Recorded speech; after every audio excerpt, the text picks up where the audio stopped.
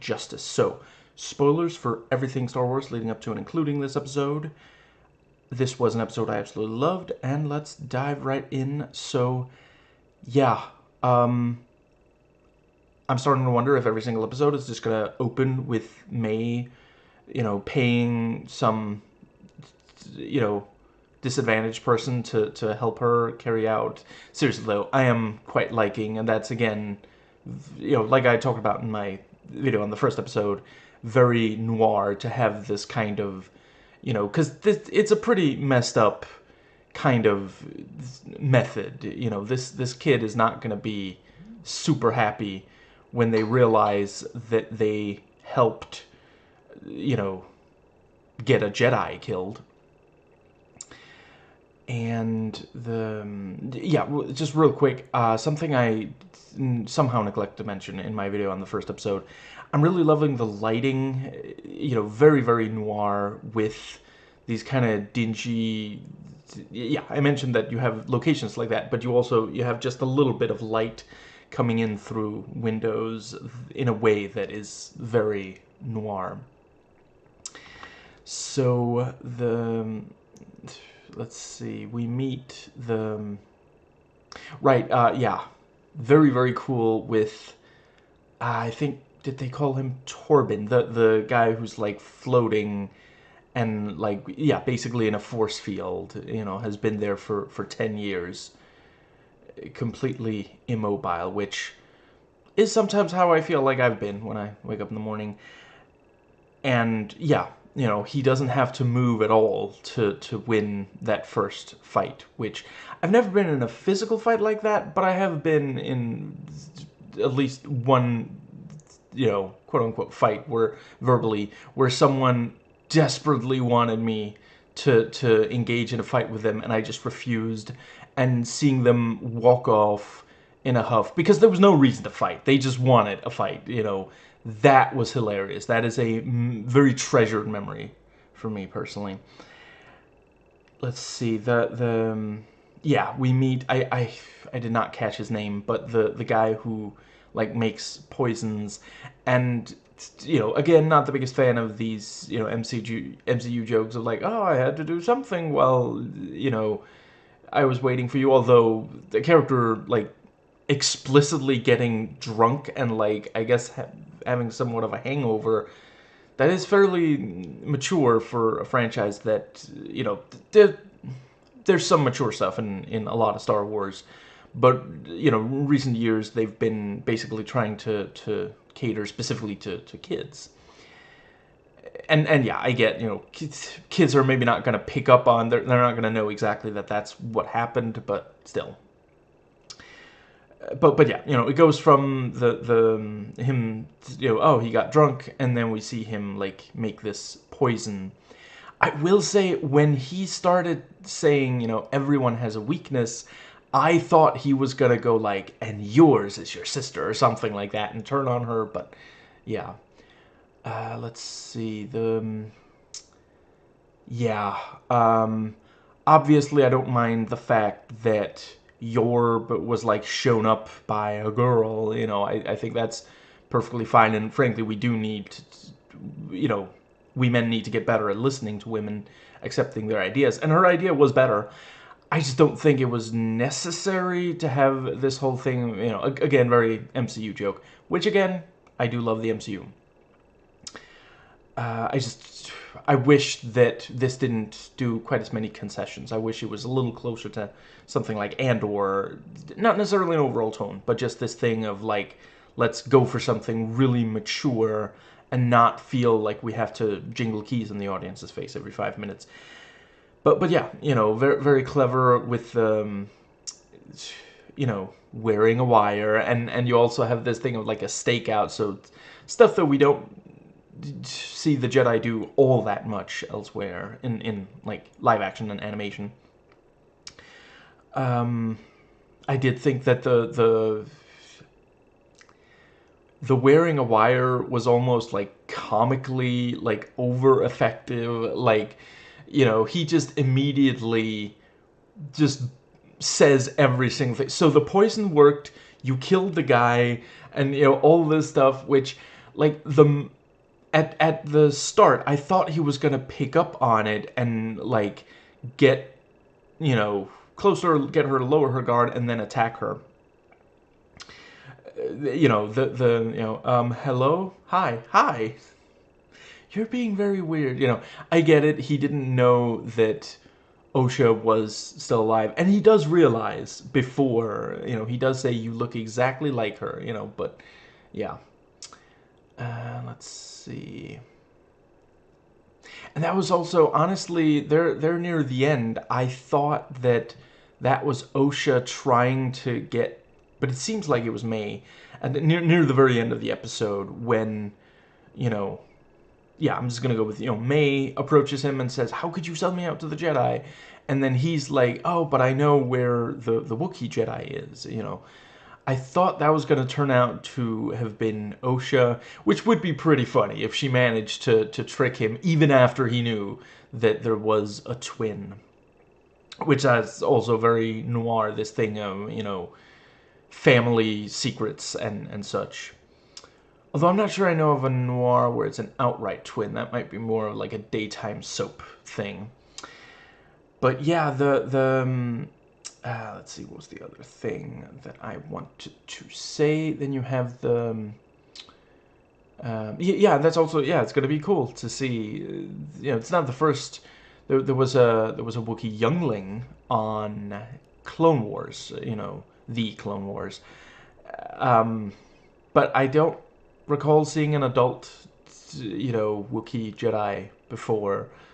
And it gets the Wookieest introduction it possibly could, being angry at someone and breaking something and threatening and this sort of thing, which, like, I guess they're doing a thing of, like, even if they're a Jedi, a Wookiee is still gonna Wookiee, which, yeah, Star Wars is not always the best at, like, underlining, no, like, just because there's stereotypes about a certain, in Star Wars species, in real life race, that doesn't mean that they're true of all of them. Sometimes they're not true at all. Sometimes it's just lies made up by, racists, xenophobes. But was that everything? I feel like there might have been. Right, I did think it was very interesting that May, once she presents the poison, he actually does, it's not even, he doesn't put up a fight at all, so basically he didn't want her to kill him, but he was okay with her presenting him with means with which he could take his own life. There's that thing of, I can offer you, I do have something I can offer you. Absolution. The fifth Hitman game? Okay, I'll take it. It's easily the worst of those first five, but still fun, still Hitman. But Absolution, absolutely. And the let's see, right. Yeah, I really appreciated that the Daphne Keene character now trusts Osha enough. At the start of the episode, she does listen, and yeah, it turns out, yeah, being a mechanic, I think they call it, yeah, she could tell what the problem was there. And then later, she's like, we should send her in, have her wear a, are you watching The Wire? And let's see, what was the other, right, when, I was slightly worried when there was like a fight between May and Soul, because, if Soul is no longer on the show will be soulless. But yeah, I really loved him, calling out, "Why are you attacking me without a weapon?" And it is this thing, and she goes for the lightsaber just like she did with Indara. And it's not this thing of like, oh, she just really wants a lightsaber, because, I don't think she picked up Indara's. Certainly she could have once she had killed her, it's not like it disappears. So, yeah. Right, something I can't believe I didn't mention in my video on the first episode. I really loved that to kill Indara, like, you know, both of them, both May and Indara could clearly tell what was about to happen, and Indara just couldn't help. You know, once May throws that dagger directly at the bartender, who I guess never learned to duck. I'm kidding. Yeah, you know, Indara knows she's gonna kill me the moment that I stop the dagger in midair. Which, you know, fair enough. Maybe that's why he revealed who, you know, that's why he positively identified May. Let's see. But yeah, you know, I really love that bit because they could easily have played it as like, you know, Indara being like, "Oh no, I didn't realize it was a trick. She did that to no, you can tell from her eyes, you know, this kid's going to be the death of me." And she still does it. She still, you know, she would rather die saving a life than live with the guilt of having let someone else die to keep herself alive. And maybe she read the script. Let's see. Right, appreciate the reveal. I really didn't realize until it was revealed. But yeah, May thought Osha was dead, so I do not know exactly how... Because I forget who it was, but I think it might have been Soul. But someone said that they saw May die with their own eyes, and May is also convinced that Osha is dead, which also does mean she was not the one sending, you know, she's not responsible for the psychic connection that we see in both of these episodes, where sometimes Osha can pick up on, you know, where May is and what May is trying to do and that kind of thing. And, but yeah, you know, May is just as convinced that Osha, or was, yeah, that Osha is dead as Osha was that May was dead. Let's see. I think that might more or less cover what I had to say about this one. Like other Star Wars shows, you know, they're doing a really great job with, you know, cool locations and alien designs, technology. I feel like they're doing a really good job having like life and a dynamic energy to scenes of like crowds. There was one scene where there's like two people who are like in a shoving match that looks like it's going to escalate into an all-out fight, which just reminds me of that one bit in Blues Brothers where they argue about who wrote the song. Anyway, yeah, you know, it feels alive, which, you know, we know in actuality it's a bunch of sets, it's a bunch of extras, special effects, all this stuff. They're doing a really good job making these places feel alive, and it would feel very weird if they didn't have that kind of stuff. Because these are supposed to be, you know, it's a Jedi temple in like a village, town kind of thing. I think that might... Oh, right, and yeah, when we see May get into the temple, we do also see this thing of like, okay, she really does have... She knows what to do in order to... what's the word? She knows what to do in order to get past Jedi security, you know. You could also read it as like, oh, you know, I guess it's just super easy to get in there. I think what they're going for is she knows exactly how to get past because she used to be one. And I feel like there's one more thing that I wanted to say.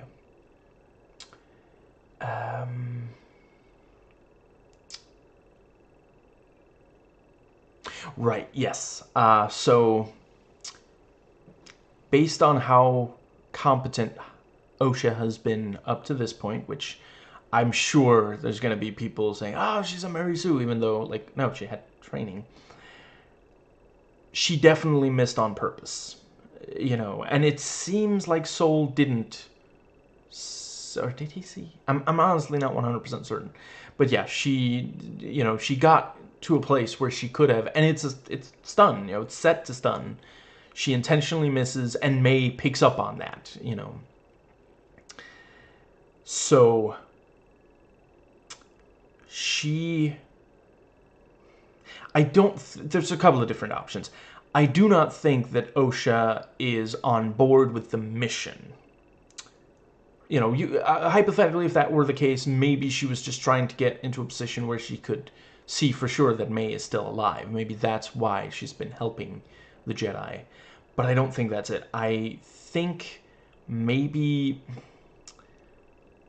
she thinks that the Jedi, you know, she doesn't want the Jedi to do what they're going to do. Which, you know, as soon as I saw the green-faced, you know, Jedi again, you know, and she's, you know, she's told, no, definitely, you know, May is still alive. There's two of them.